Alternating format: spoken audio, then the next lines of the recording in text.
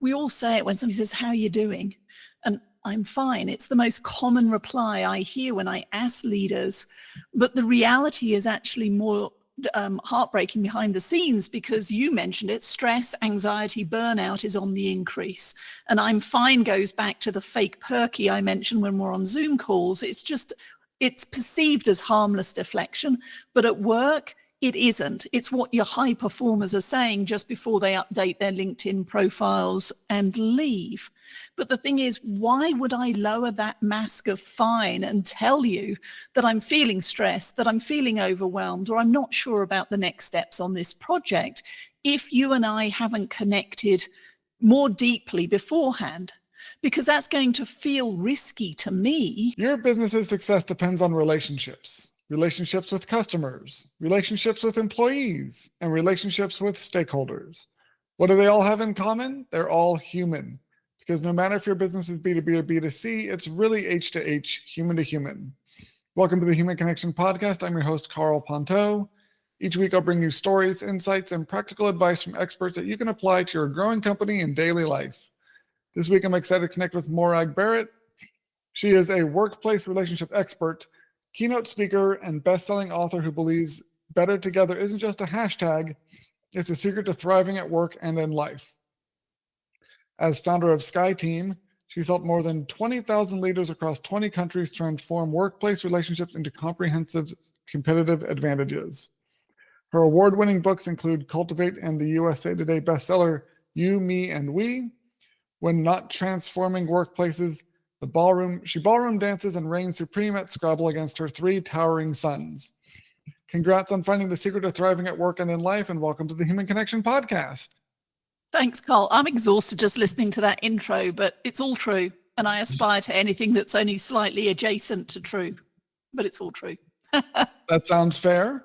I'm really excited about having you on the show, and I think it's great because it is rapidly become clear to a lot of people and hopefully more leaders day by day that the future of work is human, and having the right people is more and more important because of how much influence of AI has had on the workplace and on kind of getting everyone to about like the average level when it comes to like content creation and marketing and all these other things that used to be big differentiators. Now it seems like it's more about who's on your team, the real people you have, not just what tools you're using.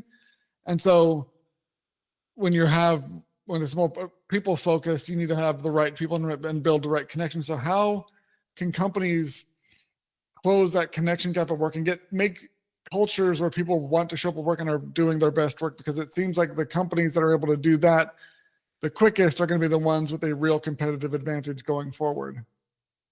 So I agree with everything you just shared there. And I think I'd just point out, though, that human connection as the competitive advantage, I believe it was always there. However, I think it's been given short shrift in many organizations and dismissed as the soft, fluffy stuff.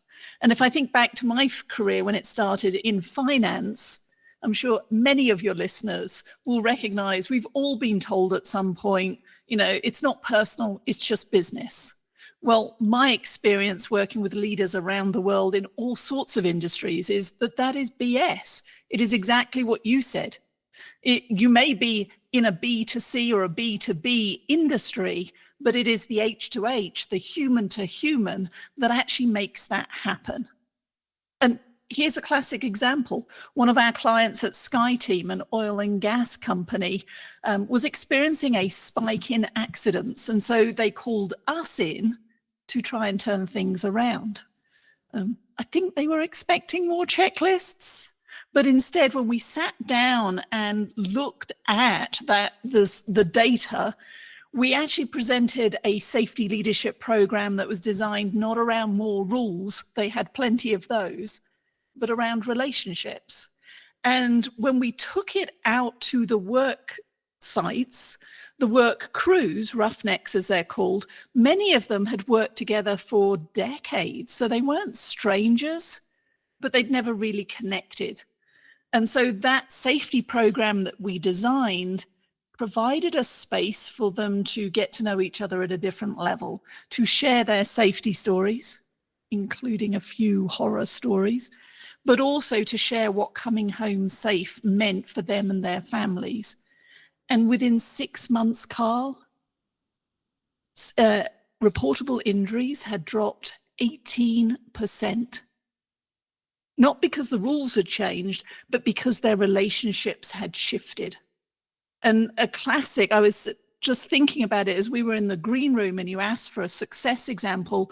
I was thinking specifically about one of the most seasoned roughnecks, one of the most seasoned leaders, who took me aside a couple of weeks after we'd launched that program to share that the old version of him, when he came back on site and saw a rookie, a new member of the team, up a ladder, and picture this, the ladder was apparently leaning on a lamppost whilst balanced on the bed of this guy's truck. And he was reaching up, trying to change the light bulb in the yard because it had blown. And David said that prior to the program, he would have gone inside and made a joke about what that rookie was doing. But afterwards, having heard the stories about what coming home safe meant, he stopped, got the newbie down. They went and got the equipment that was needed and they fixed it together. They fixed it right. So that's the power of relationships. When we see each other, when we connect at a deeper level, we don't just show up and do our job. We go the extra mile. And that makes connection not a luxury, it's a lifeline. Yeah, and it's something that I think a lot of companies are feeling right now when it comes to how many employees are kind of like the quiet quitting phenomenon, where people are just kind of showing up, doing the minimum and to not get fired, but they aren't putting in more than they absolutely necessary. And so the company's not seeing the exceptional client experiences that those employees would be delivering, and then the clients aren't sticking around as long, and it kind of trickles all the way through to the bottom line because the employees aren't feeling that connection. They aren't being inspired to go the extra mile for their coworkers or for the company because there's not that human connection there. Yes. And it's funny how not just that, when your example that you shared, I thought it was interesting how he didn't just not help the guy, but it was, he would have gone and ridiculed him or made fun of him and talked bad about the guy to the other team members.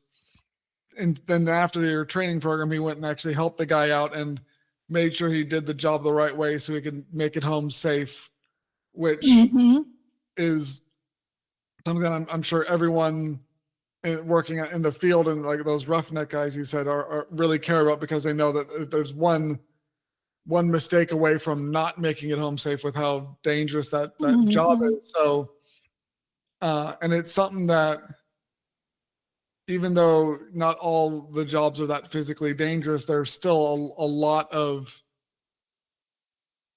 to be said for creating like a psychological and emotional safety in a workplace that allows people to make it home safe and be able to continue to be productive and not burn out or not break down because of all the strain they're under. And so it's, like you said, it's something that companies that are claiming to care about improving the bottom line need to realize that the way to improve that bottom line is to focus on the people on their teams first and support them, because that will lead to the bottom line difference that they're looking for, and in a way that is sustainable and can be maintained and not just be only good for this quarter, but next quarter it's not going to work anymore because we've burnt all the bridges involved in getting that short-term gain. Absolutely. And it isn't actually helped by the fact that we are now all even more so working in this hybrid world, because it is easier to do fake Perky on the Google call or the Teams call, the Zoom call. And then when you hang up, go, oh my God. And if it's me, myself, and I, even if I'm working in an organization with 5,000, 50,000 employees, it's just me, myself, and I in this office, that loneliness and disconnection can be masked if we as leaders and as colleagues are not paying attention. And the results are actually heartbreaking. If I think about our own research here at SkyTeam for both our books on the importance of relationships at work, 1 in 5 leaders tell us that they feel disconnected, that they have no meaningful relationships. And that might work on the easy days when everything's humming along. But when the going gets tough, whether like yesterday, the AWS outage, okay, dates this article, but those are the days where you need to know, who can I call on? Who's got my back? How do we still deliver our service, our product, etc., when things are not going to plan? And that's when our investment in the health of our professional relationships is put to the test. And that's when we need to start and why we need to start investing in them before those crises hit. And if you haven't done, then if you're listening to it today, then pick up You, Me, We, Why We All Need a Friend at Work and How to Show Up as One. Or my first book, Cultivate, The Power of Winning Relationships. And the best time to start investing in your relationships is today, whether that's sitting side by side in a 3-dimensional office or sitting at a time and distance and using it through Zoom. It's intention and attention that will truly transform those connections. Yeah, I think it's a great example of how these relationships can be so valuable is when things don't go to plan, and something like the AWS outage, which I think has been a wake-up call on a whole bunch of different aspects of how businesses run and operate, and what sort of how many eggs they put in one basket for a lot of things on the technical side, but also just it showed that if things are disrupted like that and you don't have these strong relationships, then it adds a lot more friction and tension and stress to. Yes. And it reveals the fragility of the business, because it doesn't have the kind of padding or support of those human relationships. And so your clients or customers are going to be a lot less understanding or patient with the situation. And there's all these sorts of things that negatively impact the business when you don't have those human relationships. You don't have that trust, that understanding, that forgiveness between the people, whether it's internal teams or vendors or clients that are impacted. And it's something that it's hard to necessarily, most times it's hard to necessarily quantify or track or attach a KPI to, so people don't really put the effort into maintaining them or building them as much. But when you hear about how many billions of dollars they think this outage cost over all the different companies that's impacted, that's a huge KPI or kind of metric to see how important it is to have stronger relationships, because the ripple effects of all the disruption and the discontent that people are feeling now with different providers or businesses that were relying on these tools that suddenly weren't there. If you have the stronger personal connections and human relationships, then you're less likely to lose people over this sort of disruption, because they have more to stay with you, more reason to stay than just the business side of things. And it's the personal side to keep them okay. I understand, yeah, this is disruptive, but we're with you in the long haul, because we have the bigger relationship. If it's just a transactional one, if it's just business and your business isn't working for them anymore because of an outage like this, then they have no other reason to stick with you. They're going to find something that doesn't rely on this one service, that if it goes down, everything stops working. So they might lose a bunch of them, not directly because of the thing, but it's it'd be the last straw that makes them leave, because you have no other real straws to keep that relationship going. Yeah, I have a signature keynote, and it's called "Fine is a 4-letter word." And I have the opportunity to work with 500 technology leaders in a few weeks. And I'm fine. We all say it when somebody says, how are you doing? And I'm fine. It's the most common reply I hear when I ask leaders. But the reality is actually more heartbreaking behind the scenes, because you mentioned it, stress, anxiety, burnout is on the increase. And I'm fine goes back to the fake Perky I mentioned when we're on Zoom calls. It's perceived as harmless deflection, but at work, it isn't. It's what your high performers are saying just before they update their LinkedIn profiles and leave. But the thing is, why would I lower that mask of fine and tell you that I'm feeling stressed, that I'm feeling overwhelmed, or I'm not sure about the next steps on this project if you and I haven't connected more deeply beforehand? Because that's going to feel risky to me. And yet, as an individual, it's risky to me and my health if I can't ask for help. It's risky for you as my boss or as my colleague if I am just putting on a show of having everything in control, because you're going to get blindsided when I am unable to deliver those results that you're expecting of me.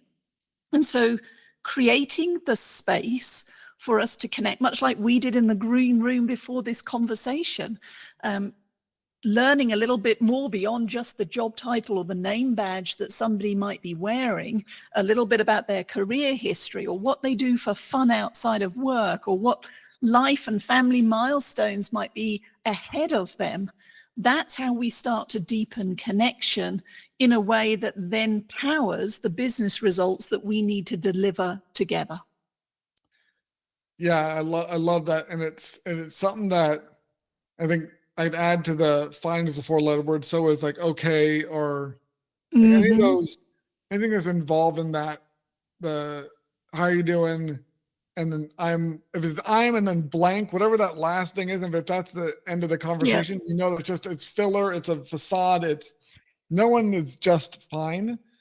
And it's definitely on the leaders to take that first step and open and connect and start those connection conversations and lead by example, by obviously not oversharing, which is another problem that a lot of people are going too far, but talking more about themselves as people, as human beings, and their interests, and connecting with people on that human level, because it'll allow, like you said, allow their team members to feel that it's safe for them to share when they're feeling stressed or share when they're not fine, and avoid. And there's actually another guest on the show. I think it was Bobby Dutton, if I'm remembering his name, but he runs an event business. He puts on events for a lot of like universities, but he has this tool for his team that I was telling him he needs to like white label this and have every HR services company to use this tool. But it's before his team members receive their paychecks every like pay period, they just have to answer a 3-question survey on a scale of 1 to 5. How happy are you? How stressed are you? And how, like, what's your workload? How used are you? What's your utility? And then like a area for filling out some context, because you can check on a dashboard if people are happy and they're like stressed and their utility is like low. They're probably like, you can see how people are doing, and between the context of stress and happiness and utility, you can see who's maybe being overworked or who has some capacity to help other people, and make sure if it's people low happiness, high stress, okay, maybe they're need to lower some of their workload so they can deal with some stuff in their personal life. But it's all there's little easy indicators that give leadership the chance to proactively support their teams and reach out before something blows up. And it just shows that, and if they actually like act on that information that they're gathering and show that they actually care about people, then it's an easy way to get ahead of the team members burning out or not showing up or having some sort of breakdown because of what's going on in their personal lives or professional lives or whatever. And it's something that mindset of um, asking people how they're doing and going beyond just and not accepting I'm fine as an answer is one of the reasons why his team has been so successful and put out like their execution is above and beyond, because his team knows that if they need help, they can get it, and they're being listened to and cared about, and that culture, that environment is not just something on a break room wall. Is a real lived thing in the culture that actually makes a big difference. What I love about what you shared there is it's the consistency. So as leaders, the first time we ask, how are you doing? People are going to give us the non-thinking, fine reply. And unless we keep asking or ask a follow-up question, you're not going to get to what might be underneath that. And so that consistency with the questionnaire is great. What is also role modeling there is that whether the information is, yes, I'm firing on all cylinders, or no, I'm fried and I'm close to burnout, it isn't done as a punitive question. You've got to create that safe space, the psychological safety that you mentioned earlier. And the reality is, and in all the work that and research I've done, both for my books, but in our work through SkyTeam, this isn't that we are all Pollyanna-ish and every day is a good day. The reality is, as humans, is we're going to have off days. It's what we do with them that matters. And rather than faking an 8 out of 10, yay, fake Perky, if I can show up and say, you know what, Carl, I was up late, I've been traveling, I'm just a little lower key today, that's when you get the benefit of the doubt. You break the stories that might be written of, well, Morag seems standoffish. What the hell happened? Maybe there's something going down that's going to impact me. And we can actually work around it, because my off day this week will likely be your off day next week or the week after. And it makes me think about, we have a CEO of a defense contractor that has worked with us for a number of years now, brought us into design and manager essentials program and subsequently a leadership academy for their people managers. Now, this is a PhD, double PhD, secret badged areas, never the twain shall meet, can't tell you what we do in this organization type of environment. And when we arrived, the corridors almost like tumbleweeds. People did not connect. They did not hang out together. They all went and did their thing in their little space. And during that first program, the CEO had 2 epiphanies. Firstly, that this was so important that he then made the commitment, and now we're on cohort 7. He has shown up to every single program, not just a swoop in, swoop out guest speaker to open it. He has sat through every program with every leader that has gone through it. And as a result, deepened his connection to his broader organization. It's been phenomenal to watch. But the second epiphany that he had was in that first cohort program, where he literally turned to us and said, are you saying that I have to start every meeting with small talk? And we went, why, yes, you do. Obviously hamming it up a bit. Well, he literally wrote, we'll use my name for the sake of this to preserve the innocent, Morag's 5 minutes of small talk, or 5 minutes of banter, he called it, at the start of every agenda. Well, it took on a life of its own, such that other leaders started writing Morag's 5 minutes of banter at the start of their agendas, and it became kind of an in-joke. But here we are now at cohort 7 of their programs. So we've been working with them for a number of years. Those corridors, they're not tumbleweeds anymore. You will see people connecting at the water cooler or over a cup of coffee and then going back to their secret squirrel work. But it has transformed their culture, the sense of belonging, and they've seen turnover go down and retention of their key talent has skyrocketed. All because 5 minutes of banter, being present. It's not that everybody else needed training. He was there to role model and be part of the process and the conversation with his people managers. This really is powerful stuff when we do it with intention and attention. Love that. Well, thank you so much for connecting with me today, Morag. If you enjoyed this episode of the Human Connection Podcast, please like, leave a review, and share it. If you'd like to connect with myself or Morag, check out the links in the show notes. And remember, no matter if your business is B2B or B2C, it's really H to H, human to human. Happy connecting.